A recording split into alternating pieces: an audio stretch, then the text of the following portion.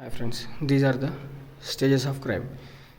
ఇందులో ట్రయల్ కోర్ట్స్లో case papers అక్యూస్కి ఇచ్చిన తర్వాత అక్యూస్ తోటి ఎగ్జామినేషన్ అవుతుంది. కోర్టు అడుగుద్ది గిల్టీ ఆ నాట్ గిల్టీ అని. తప్పు చేసినావు, తప్పు చేయలేదు. అతను ఏమంటాడు నాట్ గిల్టీ అంటే ట్రయల్ స్టార్ట్ అవుతుంది.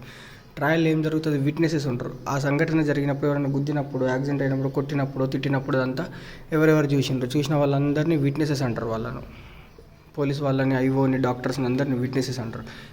తర్వాత ఏమవుతుంది, ఇదంతా ట్రయల్ అయిపోతుంది. ట్రయల్ అయిపోయిన తర్వాత 313 CRPC అవుతుంది. 313 CRPC అంటే మళ్ళీ అడుగుద్ది కోర్టు, అసలు నిజంగా గిల్ట్ తప్పు చేసినావు, తప్పు చేయలేదు. అతను ఏమంటాడు తప్పు చేయలే అంటాడు మళ్ళీ ఎలాగైనా. తర్వాత ఫైనల్ ఆర్గ్యుమెంట్స్ ఎవరెవరి మధ్యలో, పబ్లిక్ ప్రాసిక్యూటర్, అడ్వకేట్ మధ్యలో. పబ్లిక్ ప్రాసిక్యూటర్ ఎవరు, కంప్లైంట్ సైడ్,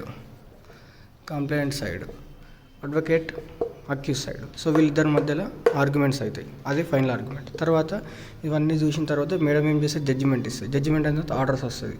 ఆర్డర్స్ వచ్చిన తర్వాత ఒకవేళ అక్విటల్ అయితే కేసు కొట్టేస్తారు, కన్విక్ట్ అయితే సస్పెన్షన్ పిటిషన్ వేసుకొని అప్పీల్ అవుతారు. సింపుల్. దీస్ ఆర్ ద చేస్ of crime in criminal courts.